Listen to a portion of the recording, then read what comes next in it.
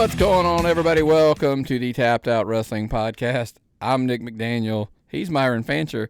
How the heck are you, man? I'm doing great. And honestly, before we get any further, I want to congratulate Jimmy Uso on winning the WWE Women's title. Baby Oos. Didn't his what's her name have to give up her belt to him?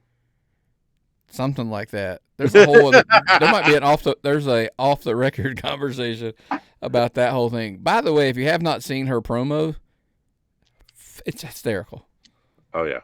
Kudos to her for staying in character and pulling that off, like in character. I thought that was very, very well done, in my humble opinion. Not that it means much. Before we do jump into all of the stuff this week, I do want to make sure we remind you guys, make sure, if you're watching us here on YouTube, you are, subscribing to the channel, turning your notifications on, all that good stuff like you should, because we are knocking out about 3 shows a week on average now, and now you just don't want to miss them with, guests like this week's episode on the Tapped In show, Rosario Grillo. I said it twice now. The big cannoli, Rosario Grillo. Just want to say Mr. 20. I want to say cannoli so bad. He's the big cannoli. I don't think I'm going to call him anything else other than that anymore. So yeah, check out him and we did the Tapped In show. Obviously, I appreciate you sitting in again for the Georgia Wrestling Spotlight this week. Always a pleasure. And obviously here on the Tapped Out, you always want to do that. But it's not just about YouTube. We're also on the home of all things Tapped Out Pod on patreon.com/Tapped Out Pod. That way you get the shows early, you get the show notes, you get the digital collectibles. You actually at the highest level, at the $25 levels, you're going to get the 8.5 by 11 autographed Tapped Out collectibles, exclusive Patreon artworks. And again, we kind of talked about it a little bit about the ones that went out this month. Carly Bravo, The Last Outlaw, Jeff Jarrett. I think August was a pretty solid month that you should have been. Yeah, you should have took some of your summer money and put that into all that money you made cutting grass. Take that money, put it into a Patreon membership. And on top of it, I had a guy come up to me at the show, and he was like, "Oh, this is so great, wrestling's so great." And I'm like, "Yeah, there's a lot of good wrestling in Georgia." And I don't know about it. Where did I find that out? And you know what I told him, Nick? Where did I find that out? You found that out with us. Georgia Wrestling Spotlight every week. You tell you where to go every week in Georgia, man. That's the plan. But listen, let's get into some of the big news. Some of this came up pretty late as we were going. Like this whole first topic wasn't even in the original incarnation of the show notes. Look, the details are sketchy at best. Let's be blunt. This is a absolute pro wrestling rumor news story. On all levels. I did reach out to somebody who might know, hadn't got an answer yet. And the question is, Chris Jericho's future. Is his return to the WWE like legit in play? Like, is this a thing? Is this happening? I want it to happen. I want it to happen really bad. I want to be at the Royal Rumble and nah. The Y2J character. Imagine that, Nick. Look, yeah, with his contract supposedly coming up at the end of the year, essentially he's been gone off TV since April, right? Basically. Content do that. Here's the thing, and I know a lot of people, here's the things I don't believe, by the way. There's people out there saying like, oh, he's been frozen out by Tony Khan, he's been pushed out. Now listen, do I think if Tony thinks he's leaving, he's probably kind of bumped him out of a leadership role? Maybe. I mean, because it happened with Cody, right? When Cody left, I mean, it was, an issue. My hot take it's just not a hot take. I think my take, period. Chris Jericho was a very huge piece to their initial success. Like, I don't know they get the TV deal right out of the gate if you don't have Chris Jericho involved, because he kind of gave them some legitimacy. You know what I'm saying? Right out of the gate. Superstar, talker, legitimacy. That's the guy you had to have to start something like this. Like, you could list them off. Remember? List. You just made the list. I love that gimmick too. So, who knows, Nick? Maybe that's the way it does happen there. I don't know the answer to that. Well, look, it all starts up. Chris Jericho likes a post on social media, right? That's all it takes now is just like it. And everybody's like, oh my God, Chris Jericho liked this post about him potentially returning to the WWE. And then old Meltzer's involved, and he's saying there's a lot of talk in WWE about Chris Jericho coming back. Nobody at WWE talks to him. Listen, Nobody talks to him at WWE. Why would they talk to him? Here's the problem. If they are, I don't know that I would, after all of the luck that he's had lately when they getting stuff wrong with them, the misinformation he's probably being fed, that's a dangerous one. Oh. But here's the thing. And look, I saw this interview. Jericho, in his own words, basically was like, of course I'd consider go back, right? It's like never say never. You know, you're going to weigh out your options and all that kind of stuff or whatever, right? Like, what kind of moron? Listen, and I say this with all due respect to anybody who's ever said it.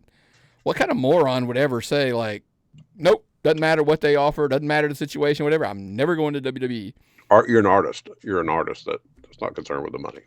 Well, listen, but you don't know. What if they said, hey, come in, we've got this cool idea that we've heard you talk about it in the past. It's something creatively you want to do, and the money's really good. And it's like, well, I painted myself in a corner, and I said I'd never come back. Man. If Punk can go back, anybody should be able to go back. If Brett went back, anybody should be able to go back. Do you think they would cut off Chris Jericho's goodbye speech like they did Goldberg, though? Yeah. No. I think they'd back Chris Jericho in there. Now, you brought it up, so let's address that. If they were to do it, obviously everybody's pointing to the Royal Rumble. It's in Saudi Arabia this year. Is that the place you do it? I mean, because can you sneak Chris Jericho to Saudi Arabia? Oh, I didn't even think about that now. I don't know anything about how to get in and out of Saudi Arabia, but I don't know if that's like harder than getting him to San Antonio or something. Yeah. I don't know about that. Because usually that's how you pull it off. You fly them into a city close by, and then they drive in or something like that. Yeah. That's how you can sneak them in. Well, Saudi Arabia is not as it's not as easy to do. Like it's a little more logistics to it than that. Harder than getting in out of Royston. It's a little more difficult. Yes. But look, I have always thought and said, like, he's got to come back, right? Like at some point, because we want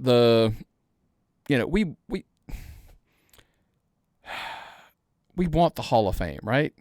Yes. Like we want like that last run, like I almost said like Edge, where he got to come back and go in the Hall of Fame or whatever. But he took off and he's gone too.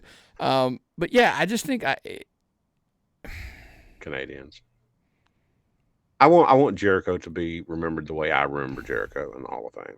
Let him come back for the Rumble, finish up at Mania, go in the Hall of Fame that time right there. To me, that seems pretty good for him. If he comes back, is it just a nostalgia play? Who cares? It's working. Their business is huge right now, and they've been dropping a lot of nostalgia stuff in there.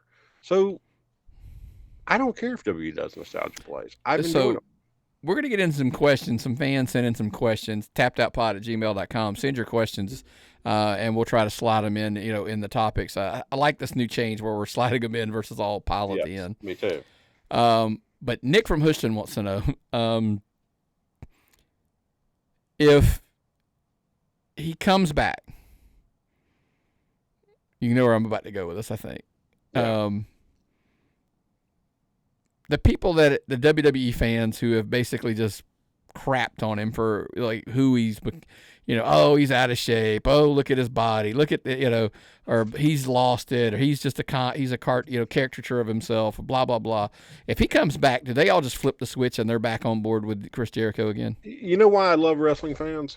Because as a hypocrite, I fit in real well with them. It's not going to matter. They'll turn around and be like, Chris Jericho, yay, I'm so happy to have him. Y2J, yay. Won't know it. You won't even. Cody Rhodes comes back, he's bigger than he ever was. Yeah.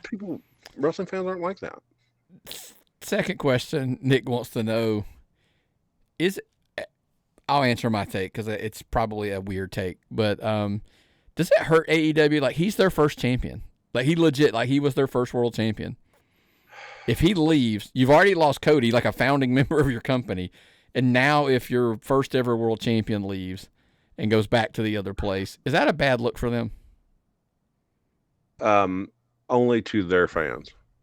Nobody else would know that or care. It's to the hardcore wrestling fans, but yeah, I specifically mean like their fans. Like, did they take it to heart, because Nick's answer is I don't think they do. I think they're if you're an AEW fan, and I are an AEW wrestling fan, it's wrestling. Like, you shouldn't be stunned that somebody is considering going back to the WWE he's had a heck of a run there at AEW. I mean, he has. It's not like you're getting traded in the NFL and all of a sudden you go to a rival team. It's all wrestling. They don't compete in games. I don't know what version we get. Do we get the learning tree version, listen, I don't think you get the Y2J version. I just don't, and I don't know if you get the list guy either, because that's part of the reason why he left. I don't know, but Janelle from Miami says, if Jericho does return, what version of him would you want to see? So I'm going to ask you that so you can answer. Which version do you want? You said no Y2J. What, you don't think you get that? No. You, like, not whatever. What version? If you got to pick, what does Myron pick? I want Y2J. I mean, it's not like he's Lionheart, you know. I want Y2J. I want the nostalgia. Oh, yeah, I did. That's what I wanted. I want to see that when he left WCW and the countdowns every time he came out. Yeah, just go ahead and take me back 20 years. I would be so happy. 25. If I answer this question, Janelle, I want the next version of Chris Jericho. Whatever that is. Because he's always evolving. He's always changing. I want what's next. Does that make sense? Yeah, like a CM Punk version, I don't know what it is. He came back. He always said that Undertaker was the Madonna of wrestling, where he constantly was changing and evolving his style or whatever, to the next phase of whatever, and that's kind of what he wanted to do.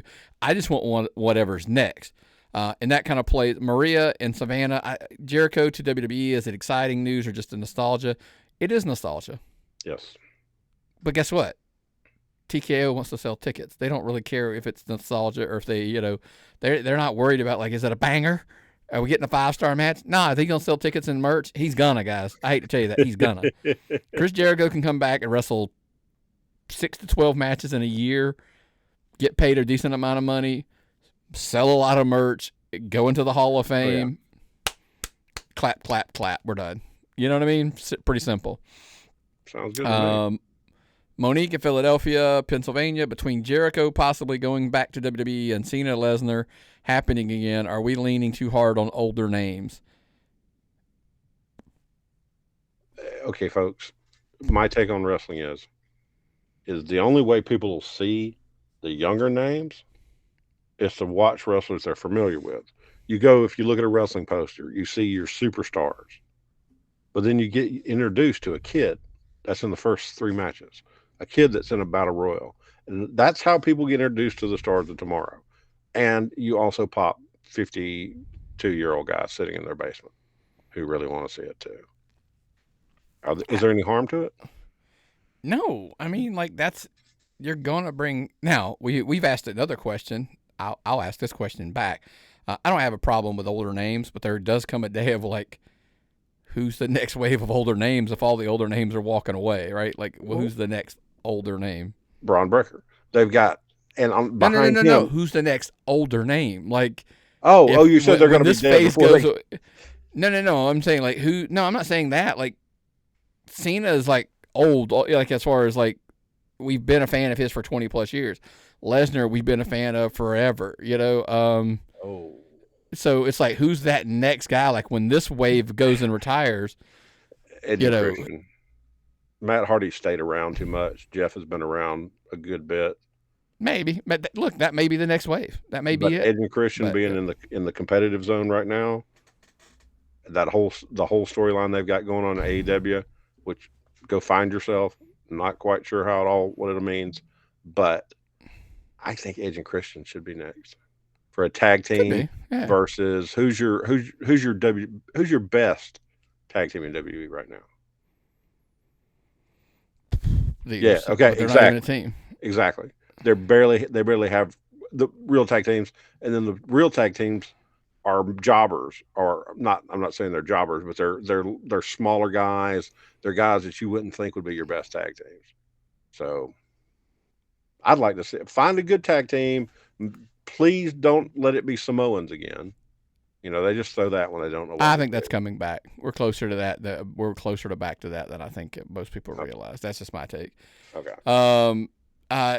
Next part of news. Look, we kind of the WWE ESPN deal was kind of already a thing last week, so we're not going to dive in. Like what the original deal was. But it was, hey, everybody in the news was last week that it's set to take place and kind of go into effect in 2026. Brian Alvarez has come out and suggested maybe it could happen sooner than later. Maybe WWE has fulfilled their Peacock obligations already. And people started asking, like, the hows, because we're going to get to this rumored show. And look, by the time you listen, it may be an announced show. Because obviously we're recording on Tuesday night. The story is this: like, was the contract date to date, or was the contract with Peacock we will give you X amount of shows? Because if we gave you X amount of shows, we started bringing up like, hey, there were years they ran more than 12 PLEs. Yeah, they ran 2 nights of summer. Does both nights count of this past SummerSlam? Do both nights of the WrestleManias, when they were doing the 2-night WrestleManias, do they both count as a PLE, a separate PLE, or is it the same? Australia. So all these extra PLEs they've done, Berlin. Do they count? Saudi Arabia.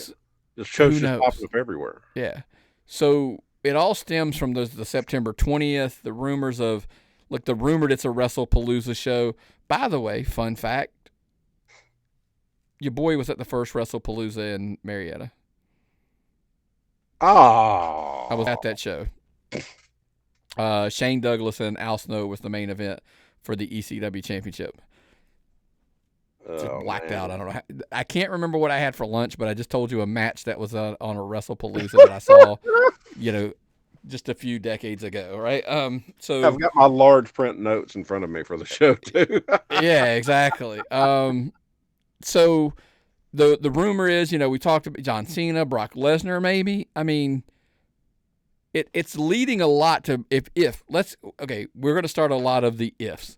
It was funny. I commented on a post the other day, and I said I find myself a lot of conversations now going, if this is true, and then I state my point, because I'm like, I don't know that any of this is true or not. Or this is my opinion. Yes. Well, that's what I'm saying. Like, that's what I'm saying. Like, if this is true, this is what I think. Yes. Whatever. And so let's go under the assumption this show is happening at this point as of recording. The September 20th show is going to happen. Mm-hmm. Doesn't even matter, by the way, if it's WrestlePalooza or what. None of that part matters. But I get why they're doing the name, because we talked about it. The deal with NBC, Universal, Peacock, whatever, Saturday Night Main Event that's their thing. So you can't call it a Saturday Night Main Event if you're going to do what they claim is the deal. The rumor is this thing may just outright air on ESPN. Not on like the pay, like not the app, just ESPN. Because you know why? They're all thumbs up. Hey, we got this deal done. Yeah. Let's show the world what this is going to look like next year. So give them a taste. Put it on the free channel, whatever not free ESPN, but regular ESPN. Let the world know ESPN is going to be having wrestling, not just the wrestling world. Show the whole world they're going to have wrestling for free, and then run commercials for the paid product the entire show. So here's the problem. I'm not sure if people are aware. I'll come to that last. No, I'm not. Let's do it now. Here's my problem with this theory. If it's going to air on ESPN, ESPN2, they're going to air it on ESPN. They're not going to put it on the 2 or the news or 3, whatever, all these other off channels. I'm not sure where. If you're not a United States listener, this may kind of go like when they talk about football overseas, right over my head most of the time.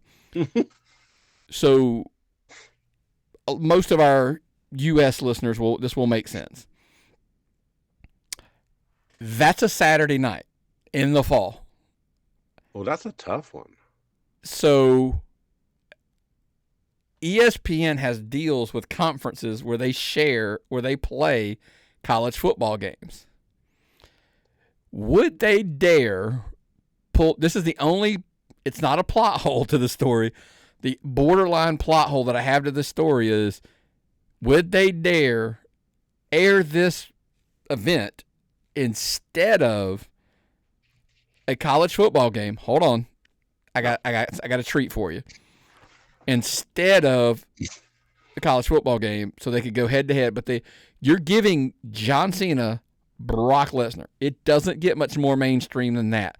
I'm not sure if you're aware, Brock Lesnar has a presence on ESPN, which we'll come back to in a second. Here's what I wanted to run by you. I pulled up the schedule for the college football games for that Saturday. Oh. So we can look and see how serious would they really be. There is a lot of to be determined. However, we're gonna play with this loosely here. There is the Florida-Miami game. Okay. That's a big game. But it's to be determined where that will air and what time that game's going to be. Okay. Is it going to be an ACC network that gets it? Is it going to be an SEC network that gets it? Is it going to be a 2? Listen, they're both ranked at the moment. That is week 4. Florida could be not ranked at that point by the time the season gets here. But so what I tried to strategically look at was, if you scroll to the bottom of the schedule,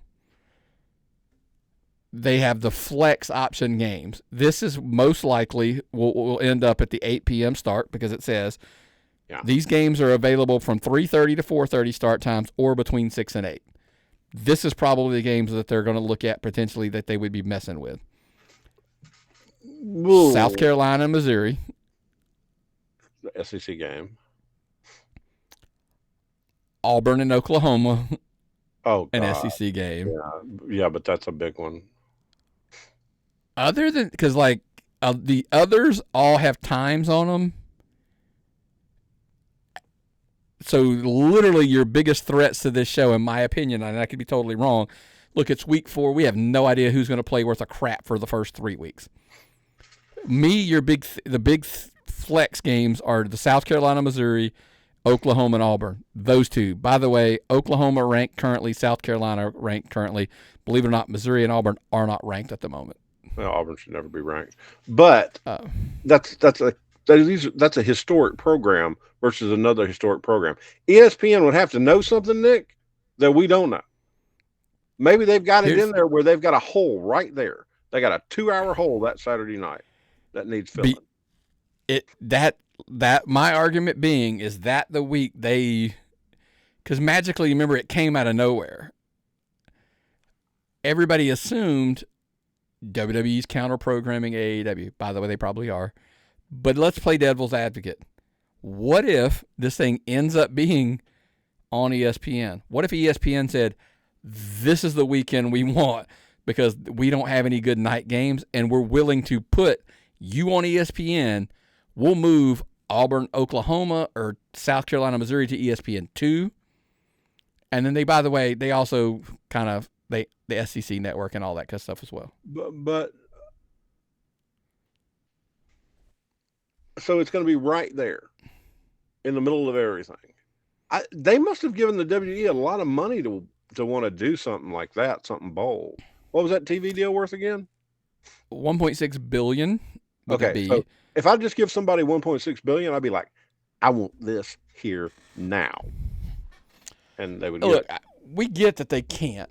There's a can't. You can't put Survivor Series on there unless all this other stuff is true. And I'm not going down that rabbit hole because we don't have any confirmation on any of that stuff. I'm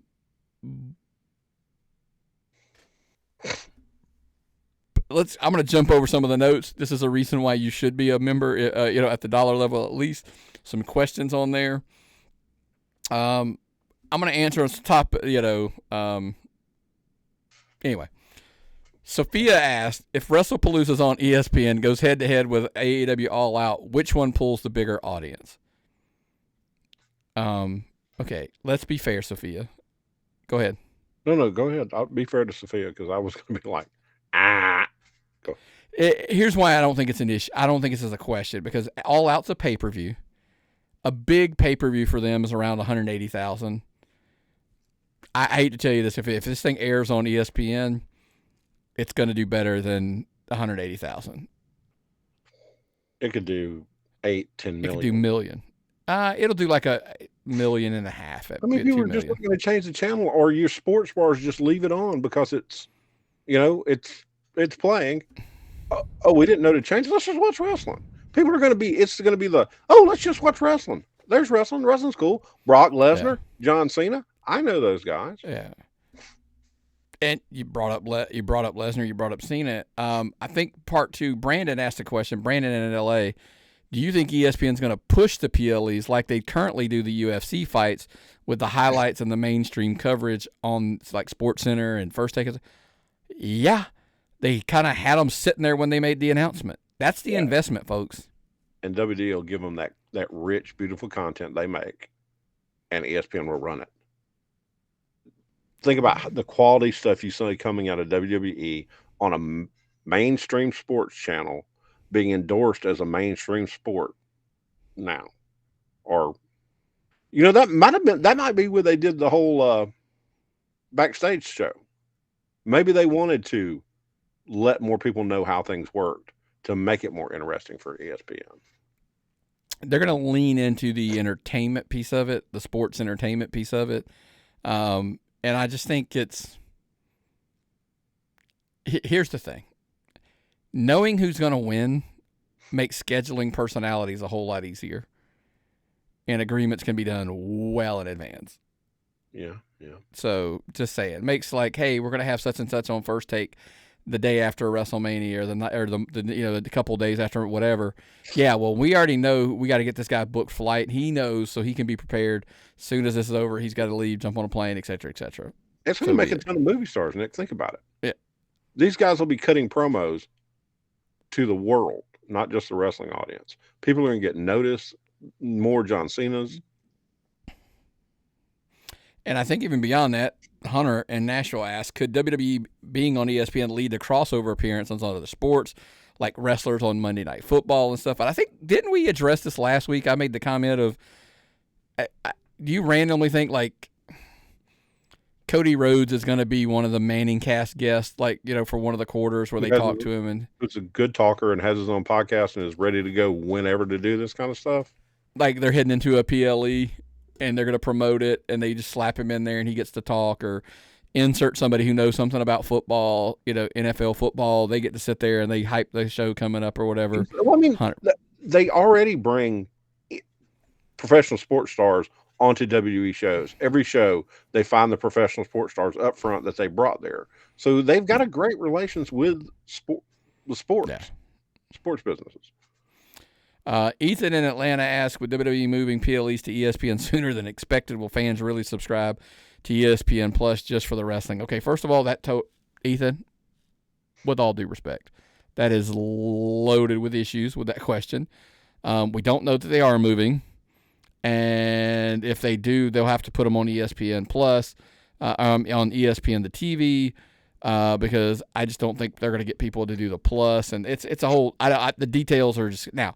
Ethan, if I end up being wrong, tappedoutpod@gmail.com. Tell me to eat crow. I just don't think. I think if they get anything early, it's just going to air on ESPN to try to get that fan base hooked and get them drawn in for later next year. But most people that subscribe to ESPN Plus are not wrestling fans; they're sports fans, and so you'll be able to see the bump in memberships after this of the appeal of wrestling outside of the wrestling business. Yeah.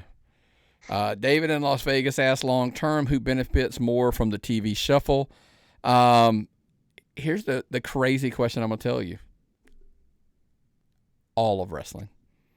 MLW, NWA, AEW, you name it, TNA. I think they all benefit. You know why I say that? I think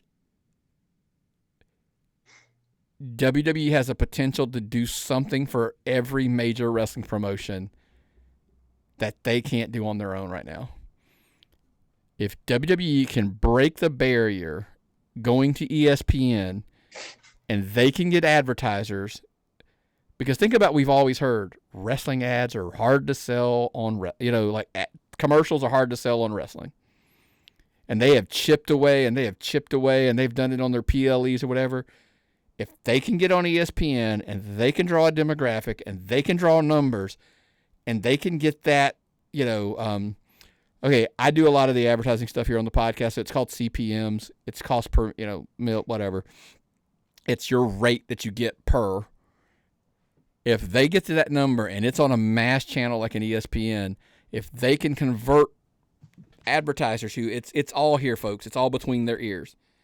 They don't think wrestling fans are the same, like as far as spending, etc. And so they always try to they pay less. If WWE can break that wall down, it does two things. One, they're already breaking the wall for deals. AEW, here's the shocker, folks. Nick's hot take. AEW gets a bigger deal than they did this time. I think if WWE's deals keep getting bigger, the AEW deals get bigger too, because they're like, hey, it's like WWE, but we can't afford WWE anymore, but we can afford this one. Let's give them the big deal and bring them in. And if they can bring in those close to those numbers, it's a better rate for us. By the way, it's going to help with NXT. It's going to help with TNA. It's going to help with et cetera, et cetera, et cetera. Oh, it's going to be crazy if you legitimize wrestling and get advertisers besides payday loan companies, basically, to advertise on your program. Ice-T doing stuff for the car, the one that protects your car when you drive, extra insurance. Maybe they get a national big name Apple advertisements or something. There goes. Every time it goes up, it goes up. Credibility goes up. We're going to see this. Beer and automobiles. Beer and automobiles?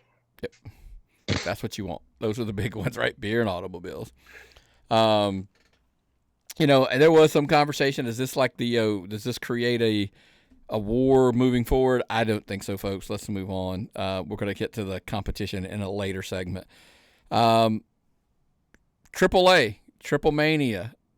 I'm going to rattle off some figures. Obviously 4.3 million views in the first 24 hours across the WWE AAA YouTube channels. 614,000 people watching on YouTube concurrently at its peak. 19,691 fans, got the arena. Largest lucha attendance of the year. I wanted to be clear on that one. There was some things in a press release that were released that was a little glorified. Is that the word? Larry Goodman numbers. It was just some stuff like greatest of all, like largest of all time. Like, no, couple, 15, 20 years ago, they had bigger, just like people won't remember that far back kind of numbers. It was a gate record. Shouldn't be shocked. 208 million total views against all of the WWE AAA social media platforms. Number one trending topic on Twitter in the United States and Mexico. Absolute, without question, by any metric, a success. It was a blast. On top of everything else, it was a blast. It was a fun show. I don't know lucha. They had hamburgers and puppets. And I'm like, I don't know what this is, but it is great. Clowns. I hate clowns. But it was a fun show. A massive success for them. The social media engagement is, I think that's probably what WWE is focused most on these days, is social media engagement. Was insane. What was it? 24 hours, 82 million people watched that video of Omos and Microman? Yeah. Do you think those Finn Balor dolls came out, or Demon dolls came out there for no reason? No. And what are they, $100 each? I think the reason it's so successful, I think they've, by the way, I think they proved that lucha has the potential to have some global reach. I think they, listen, you had a great idea. Hey, let's ask somebody who could probably speak to this better than any of us. Yes. Wasn't going to get into the name. Don't know, if he wants it out there, whatever. I don't understand it, so let me talk to somebody who understands it. And he gave a phenomenal answer, didn't he? And it was like the production level was off. They took it seriously. They didn't try to take away the heart of lucha. If they're going to treat it this way and continue to treat it this way, I think they have a gold mine here, because if they can keep it to the core of what it is and maintain their fan base, like don't lose the base you already have, but then present it in a way of it's so high level that fans across the world that are now exposed to it become fans and kind of, attach and bring it in. Because we've seen it. I've watched some AAA stuff on YouTube in the past and stuff. Super fun to watch. It's like you said, it's just a fun product to watch. But you never know where it's at. It's not like you didn't know how to get to AAA shows, or you had to pay for a pay-per-view or whatever you had to do. I didn't ever get to see them unless Mucha Lucha was down in Norcross. And those shows were phenomenal. But it's different. Like I said, it's different. But now I'm enjoying something different. How much better can you have right there? The crazy thing is they've got some really good talents. But then now WWE is going to sprinkle a little bit of hey, let's send Dominic Mysterio down there. Let's sell El Grande Americano, Dragon Lee, AJ Styles shows up. I mean, I think that was the icing. Part. The person we were talking to, they kind of made the comment. That's when you knew they were being serious. That's how you know WWE's like, really committed to this, and they're going to do it, because if they're putting Styles on a plane and sending him to anything, it's a pretty big deal. But so they've got the power of WWE developmental now too. That can help feed more stars into AAA or bring AAA's young talents and put them in the Performance Center and see how good they get. It's also a way of we can find a home. Again, same thing. Person brought up Omos. Like, he will be a star in AAA. Oh God! For some reason, he was an attraction. He can be used super sparingly in the WWE, but send him down there and make him just a megastar. Yep. Down there as an attraction, and it's like you got a home run. Let him grow and develop into something. Who knows? Maybe there is a path back to WWE, to a WrestleMania, etc. But let him just go down there and be the draw down there. He's real good in Japan too. So. Right, that's what I mean. Like if he's better suited being used at some other places that they have, they have some working relationships with. Obviously, AAA they're part ownership of. I just think it's, kind of the where all the momentum is. They don't become like the Windy. He doesn't become like the Windy Chew they send down there, and you never see him on TV again or anything like that. So. And that kind of leads us to Anthony and Marietta asking, do you think the new partnership is still heading in the right direction? Listen, we asked somebody who was well more qualified than us to answer it. Who was very skeptical about this thing when it happened. Correct. And they, and he was like, nope, yep, it looked great. It was awesome. I think so. A lot of potential. Now, we always say this. Shit can go sideways quick. But we hope that it doesn't, and we hope that they got it. I think they're having some of the people that they have in these positions, I think, is pretty unique, and it's an opportunity. Real quick before we move on, I know you probably have a strong feeling on this. I heard a great conversation between Jeff Jarrett and Conrad Thompson about this. The question was, fans chanting Del Rio or El Patron, like Albert, are they going to bring him back? No. Jeff says you're insane. Jeff says he's coming back no matter what. Oh, that's right. If there's money involved, they'll bring him back. Just like I told you a week before they brought Brock Lesnar. A week before, I told you they'll never bring him back. Brock Lesnar is the example to be used. They're like, what? They've already told you, if he's not convicted, if he's not criminal charges, and he's a free man, what's the problem? Because we can hear it. They're hearing that. They're hearing them chant his name. And he's a baby. Oh, and by the way, let's do some math. They booed Vikingo, who was supposed to be their babyface. So you don't dare do baby. Oh, wait, who's challenging Vikingo pretty soon for that title? That would be Dominic Mysterio. Dominic Mysterio, probably potentially one of the biggest heels they could have down there in a long, long time. Oh yeah. And so he could be the segue from take that title over. Can you imagine any big show headlined in Mexico at AAA of Dominic Mysterio, who would be a heat magnet, versus Alberto El Patron, who's just absolutely just become a massive babyface there? And do you think it's like Conrad brought it up about the Brock Lesnar thing? You know, people are like, oh, they they don't care about your voice. Jeff Jarrett's reaction to that was, they care about your voice, the paying kind, not the social media like complaining about it. Like, you know what I mean? Like, if you if hundreds of thousands of people stopped paying to go to shows and buying things, that's a different conversation. Triple H just said that they don't pay attention to the internet; they pay attention to the dollars. Right, and it's worked. So look. Speaking of the dollars, let's get to the last topic here before we get out of here this week. Last week, all kinds of rumors are about TNA. Is it for sale? Who can buy it? Who's going to buy it? Whatever. Well, this week the big rumor came out from Fightful. Lorenzo Fertitta. He used, by the way, if you're not up to speed, that is, he used to own the UFC.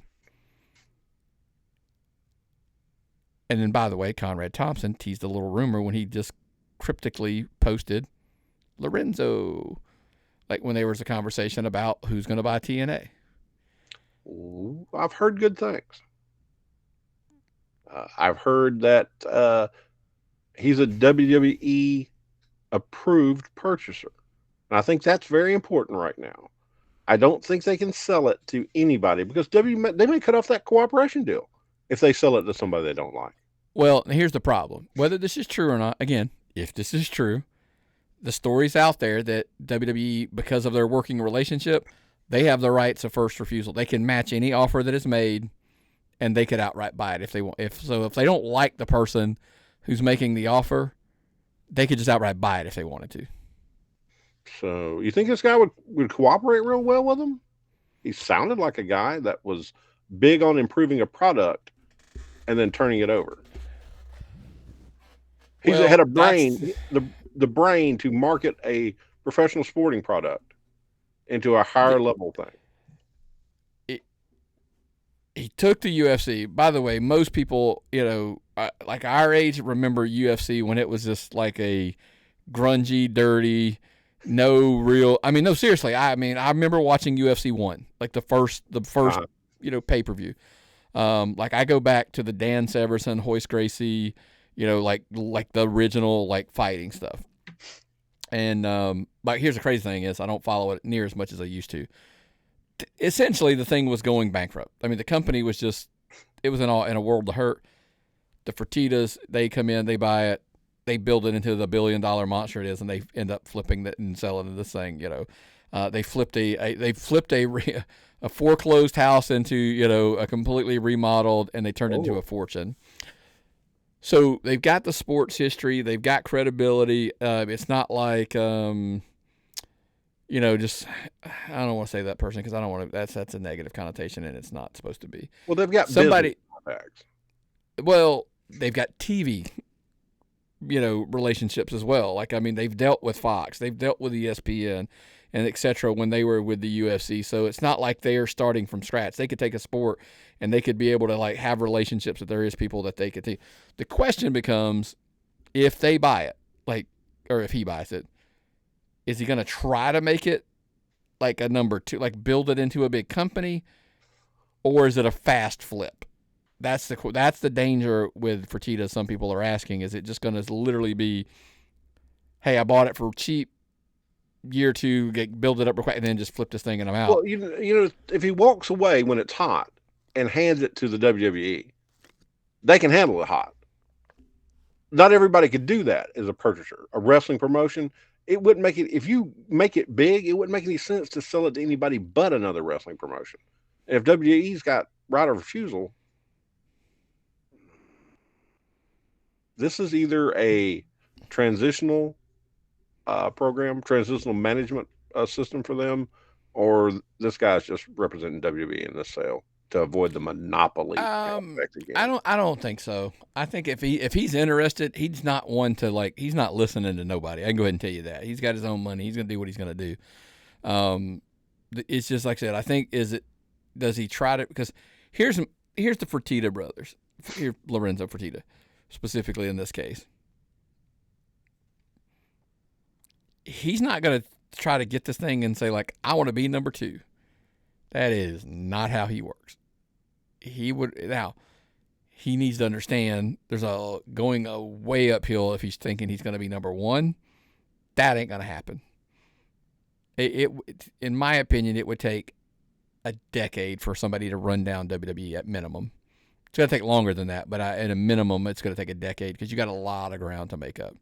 Oh, yeah. WWE is wrestling.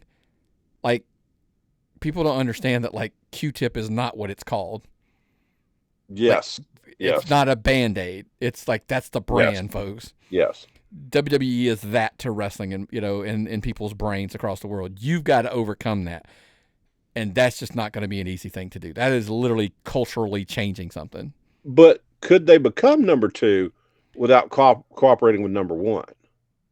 I mean, could he do it on his own? Could he? Maybe. But it sure doesn't hurt if he's got the help of number 1. There is that. If he would cooperate with number 1. Now, what I'm saying is he will cooperate, I think, with the partnership potentially. He's just not going to be told what to do because millionaires and billionaires don't like to be told what to do. Oh, yeah. And Dixie Carter was at Hulk Hogan's funeral. So she was around McMahon.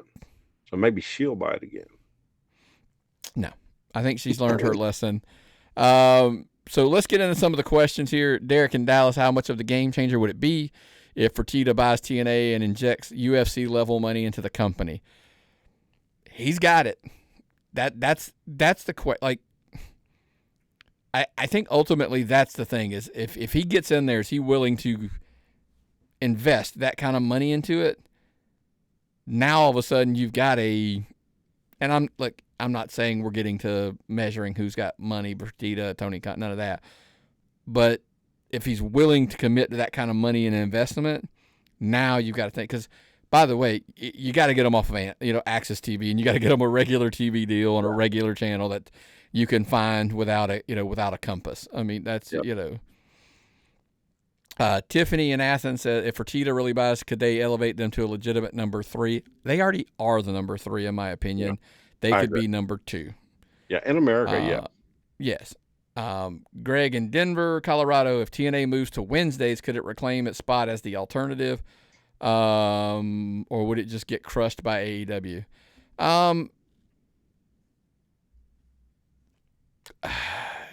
Wednesday Night Wars? I think it's a good way for WWE not to go hey, we're going head to head with them. And here's the thing: it doesn't matter if AEW beats TNA; they already are. Does that make sense? TNA's already losing. So if they beat them, they're still already losing. But man, it would be unique to see TNA on a major network where you could find it easily, backed up by the WWE talent roster. But not a monopoly. It's a cool situation. I think potentially it's just I don't know that I would say they're the alternative at TNA. I think that whole ship has sailed. It's just what do they want their identity to be at that point. But being on a bigger network, I think. And here's the thing: I don't even know that they chip away of any of the audience of AEW if they're there. Even if they get 300,000, 400,000 people watching, is it anybody from AEW going to watch anyway? We're finding out that I don't know that it matters in a lot of the cases. Their base is their base, and they're watching even on the nights that they compete, head to head.